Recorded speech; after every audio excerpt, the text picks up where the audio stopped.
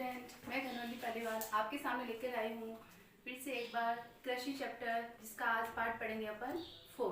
ठीक है, देखिए अपना कृषि का पार्ट 4 है, जिसमें अपन पढ़ रहे आज की फसल है मक्का।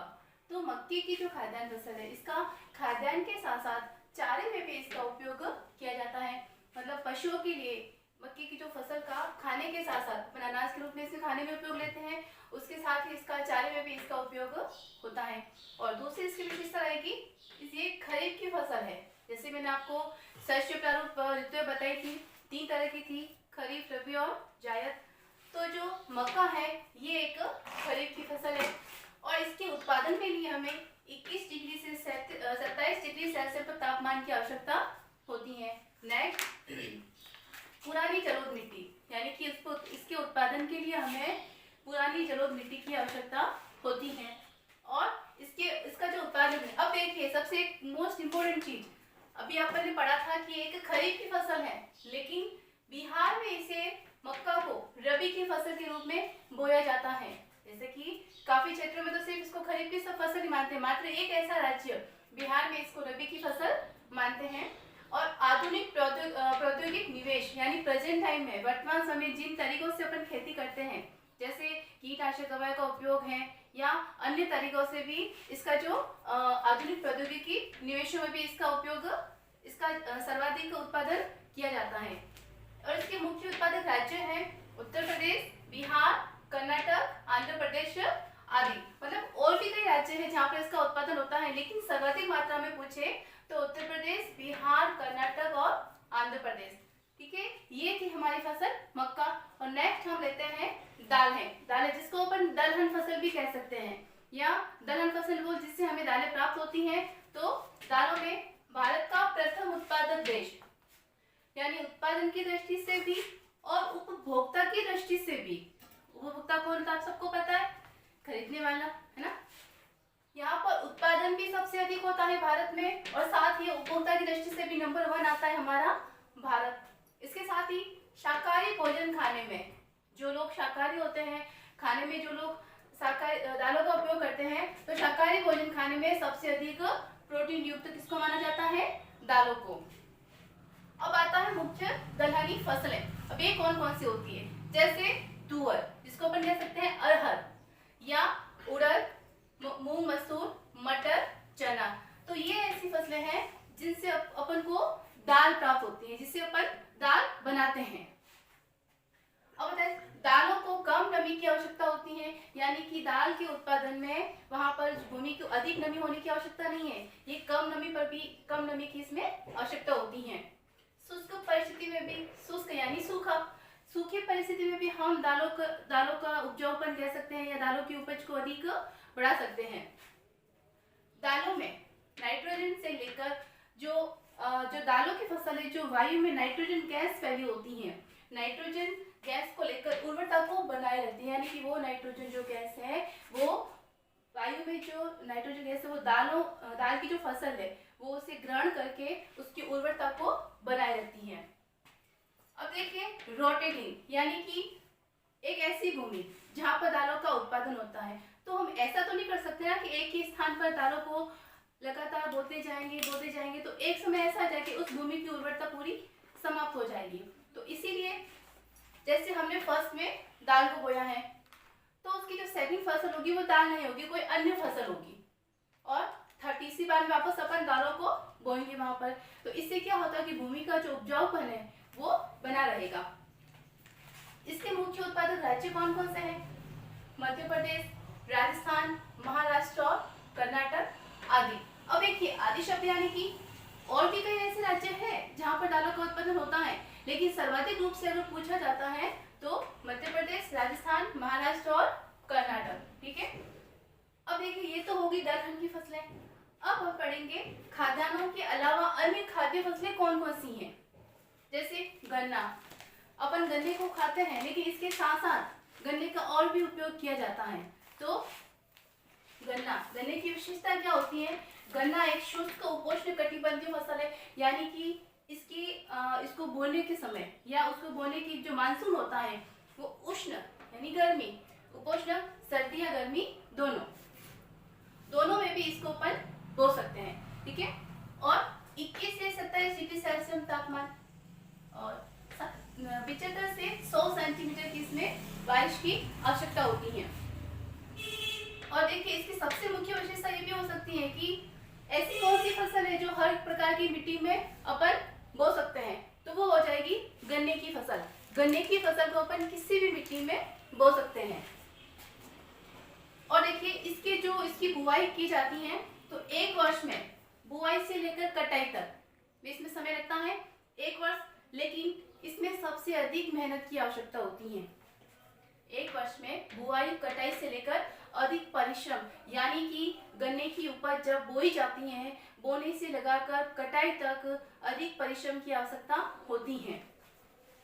इसका प्रयोग जैसे चीनी बनाने में, गुड़ बनाने में इत्यादि जैसे मीठी चीजें वो बनाने में इसका उपयोग किया जाता है, जैसे खांडसारी है, ठीक है। तो ये तो हो गए इसका उपयोग, ठीक है। अब देखिए ब्राजील के बाद भारत का दूसरा नंबर गन्ना उत्पादक में। अक्सर अपन फसलों के पीछे पड़ते हैं कि चीन के बाद, लेकिन गन्ना ऐसी फसल है जिसका जो सर्वाधिक कह सकते हो उत्पादक क्षेत्र माना जाता है ब्राजील देश, लेकिन उसका दूसरा देश है हमारा भारत गन्ना उत्पादन की दृष्टि से। तो भारत का कौन सा नंबर आता है? दूसरा, ठीक है। ये अपन ने पढ़ा गन्ने के बारे में। अपनी नेक्स्ट फसल होती है तिलहन।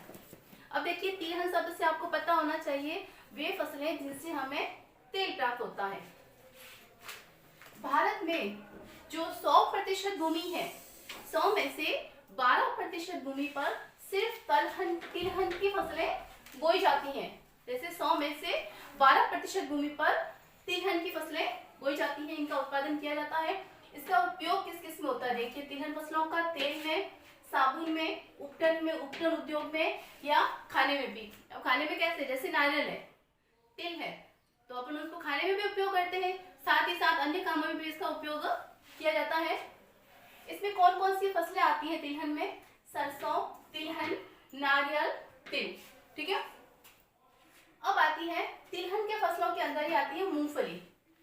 मूंगफली जिससे हम तेल भी निकालते हैं और खाद्यान्न में भी इसका उपयोग किया जाता है। तो मूंगफली एक खरीफ की फसल है। मैंने आपको शस्य ऋतु में 3 ऋतुएं बताई थी, खरीफ, रबी और जायद। तो मूंगफली एक खरीफ की फसल है। भारत में जो गुजरात राज्य है, गुजरात का प्रथम स्थान उत्पादक राज्य, यानी कि भारत में सबसे नंबर 1 पर मूंगफली उत्पादक राज्य देखा जाए तो कौन सा है? गुजरात। नेक्स्ट चाय। अब देखिए ये तो थे तिलहन फसलें, लेकिन अब आती है नेक्स्ट अपनी चाय। चाय एक प्रकार की रोपण कृषि है। कौन सी कृषि है? शुरुआत में अपन ने 4 प्रकार की कृषि पढ़ी थी, उसमें जैसे प्रारंभिक जीवन निर्वाह कृषि, गहन कृषि और रोपण कृषि। वाणिज्य कृषि भी पढ़ी थी अपन ने, पर लेकिन ये आती है रोपण कृषि के अंदर। रोपण कृषि क्या था? अधिक क्षेत्र में एक ही फसल को बोना। तो अधिक बड़े भूभाग पर एक ही फसल को बोना कौन सी फसल होती है? कृषि होती है रोपण कृषि। तो चाय एक प्रकार की रोपण कृषि है। इसकी दूसरी विशेषता ये अंग्रेजों के द्वारा भारत में लाई गई। ऐसा नहीं है कि हमारे भारतीय शुरू से ही चाय पीते थे, नहीं, जब से अंग्रेज लोग भारत में आए थे तब से चाय की शुरुआत हो चुकी है, यानी कि अंग्रेजों ने ही भारतीयों को चाय पीना सिखाया है।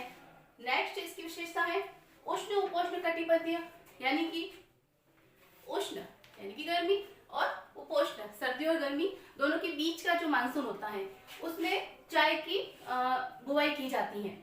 नेक्स्ट 2016 में भारत विश्व में चीन के बाद दूसरे स्थान पर आ चुका है उत्पादन की दृष्टि से। देखिए 2016, ये याद रखना अपडेट। 2016 में सबसे नंबर 1 पर तो चीन ही है। देखिए चावल उत्पादन में भी चीन था और चाय उत्पादन में भी चीन है, लेकिन भारत का देखा जाए तो 2016 के बाद भारत चीन के बाद दूसरे स्थान पर आ चुका है उत्पादन की दृष्टि से। और भारत के अंदर देखा जाए तो कौन से राज्य हैं? जैसे असम, मेघालय, तमिलनाडु और इसके अलावा भी और भी कई राज्य हो सकते हैं जहाँ पर चाय का उत्पादन होता है, लेकिन मुख्य रूप से पूछा जाए तो ये 3 राज्य आते हैं भारत के अंदर। नेक्स्ट अपना है कॉफी।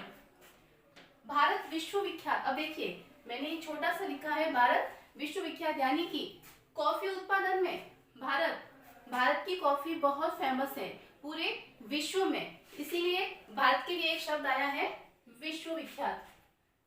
और भारत में कॉफी है जो कॉफी की अरेबिका किस्म, कौन सी किस्म बोई जाती है भारत में?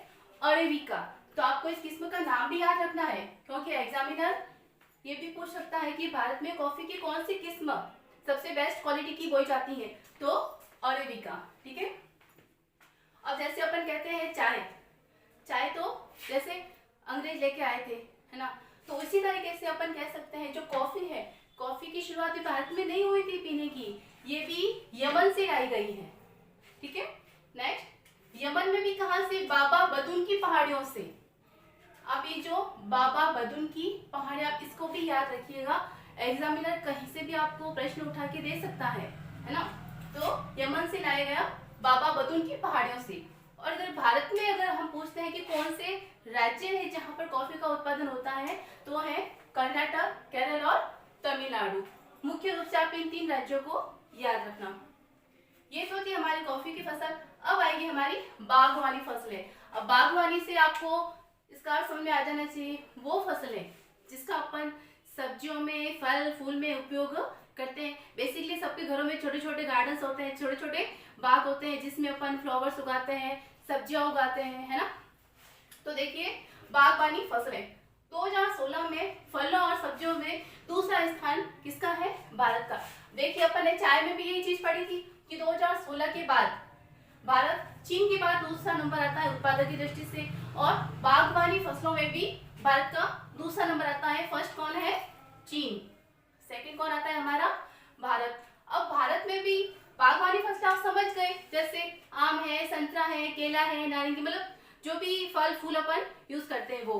तो जैसे आम का देखा जाए तो भारत के अंदर सबसे प्रसिद्ध जो आम है वो है महाराष्ट्र का, और संतरा है नागपुर का, केला है केरल का, और भी कई ऐसी बागवानी फसलें हैं, लेकिन मुख्य रूप से मैंने आपके सामने 3 रखी है वो एग्जाम्पल के तौर पर। अब देखिए सबसे मेन अखाद्य फसलें, खेती तो की जाती है इनकी, लेकिन इसका उपयोग अपन खाने में नहीं करते, जैसे रबड़ और रेशेदार फसलें। रेशेदार फसलें, अब रबड़ तो आप समझ गए, क्योंकि रबड़ से भी बहुत से उत्पादक बनते हैं, बहुत से उद्योगों में रबड़ का उपयोग कच्चे माल के रूप में किया जाता है। दूसरा है रेशेदार फसलें। भारत की रेशेदार 4 प्रकार की फसलें हैं, कपास, जूट, सन और रेशम। कौन कौन सी? वापस से सुन लीजिए, कपास, जूट, सन और रेशम, ये अपनी भारत की 4 रेशेदार फसलें हैं। अब अपन नंबर लेते हैं, नंबर फर्स्ट कपास का। तो जो कपास है उसकी जो बुआई वो काली मिट्टी में होती है। कपास के लिए कौन सी मिट्टी उत्पादित होती है? काली मिट्टी। ठीक है। इसको 6 से 8 महीने का समय लगता है। कपास की फसल को तैयार होने में 6 से 8 महीने का समय लगता है। कपास के उत्पादन में सबसे पहले कह सकते हैं अपन मूल स्थान किसका आता है? भारत का। क्योंकि आप लोगों को ये चीज तो पता होगी, अंग्रेज जब भारत में आए थे उससे पहले भारत का जो सूती वस्त्र सबसे प्रसिद्ध था पूरे विश्व में। अब सूती वस्त्र कहाँ से बनेगा? ऑब्वियसली कपास से बनता था। तो सबसे मुख्य स्थान कौन सा है कपास के उत्पादन की दृष्टि से? हमारा भारत। अब उत्पादन की दृष्टि से अगर देखा जाए, यानी मूल स्थान कपास की शुरुआत कहाँ से हो गई? हमारे भारत से। लेकिन अब देखा जाए तो उत्पादन की दृष्टि से पुनः नंबर आता है नंबर दूसरा हमारे भारत का। ठीक है। और बाकी जैसे मैंने आपको अभी बताया रेशेदार फसलें 4 होती है, कपास, जूट, सन और रेशम। अब देखिए जो जूट है, जूट का उपयोग यानी रेशेदार फसलें हैं उनका उपयोग जैसे बोरियां बनाने में, रस्सी बनाने में, चटाई बनाने में, धागे बनाने में इत्यादि में इसका उपयोग किया जाता है। तो ये तो हो गई रेशेदार फसलें। अब इसके अनुसार अपने भारत की कृषि जो अपना चैप्टर है वो यही खत्म होता है, लेकिन इसके एंड में एक चीज जरूर है कि भारत में कृषि के उत्पादन के लिए कई परियोजनाएं चलाई जा रही है, क्योंकि हमारा भारत सबसे मुख्य विशेषता बात ये आती है कि भारत एक कृषि प्रधान देश है। क्योंकि हमारे जो पूर्वज थे, वर्तमान समय में तो टेक्निकली हम लोगों ने बहुत इम्प्रूवमेंट कर ली है, बहुत प्रगति कर ली है, तो हम लोग बहुत आगे बढ़ चुके हैं। फिर भी कृषि जो हमारे पूर्वजों का सबसे प्राचीन व्यवसाय कहे तो सबसे परंपरागत व्यवसाय कहे तो कृषि था, ठीक है। तो उसके लिए हमारी जो भारत सरकार है, जो हमारी कह सकते भारत सरकार ने कृषि को बढ़ाने के लिए कई तरीके की परियोजनाएं चलाई थी। ये वर्तमान समय में नहीं है, ये शुरू से ही चलती आ रही है। जैसे पंचवर्षीय योजनाएं, आप लोगों ने पंचवर्षीय योजना के बारे में सुना होगा। उसमें भी हमारी भारत सरकार यही चाहती थी जो कृषि में इम्प्रूवमेंट हो, कृषि में वृद्धि हो, क्योंकि कृषि में वृद्धि होगी तभी हमारा भारत देश आगे बढ़ सकता है। और इसके बाद में आप लोगों ने एक नाम सुना होगा, हरित क्रांति। हरित क्रांति में भी क्या हुआ था, गेहूं की उपज को अधिक मात्रा में बढ़ाया गया था। सहकारिता यानी किसानों के लिए जो हमारी सरकार है सहकारी बैंकों की स्थापना करती है ताकि किसानों को कम ब्याज पर लोन प्रदान कर सके। किसान खेती करने से हिचकिचाए नहीं। क्यों? कभी कभी होता है किसी किसान की आर्थिक स्थिति अच्छी नहीं होती तो वो सोचता है कि मैं बीज कैसे प्राप्त करूं, मेरे पास तो पैसे भी नहीं है, लेकिन सरकार ने उसकी भी व्यवस्था कर रखी है, किसान को कम ब्याज पर ऋण प्रदान करना। फसल बीमा योजना, फसलों का बीमा कि अगर प्राकृतिक कारणवश अगर फसलें खराब हो जाती हैं तो किसान को उसकी भरपाई सरकार द्वारा मिलेगी। और आता है और भी किसानों के लिए नई नई योजनाएं हमारी सरकार चला रही है, चला भी चुकी है और आने वाले टाइम में भी चला रही, क्योंकि कृषि को हमारा मुख्य व्यवसाय रखना है। कृषि बढ़ेगी तभी हमारी आगे की उपज बढ़ सकती है। ठीक है, इसके साथ ही धन्यवाद।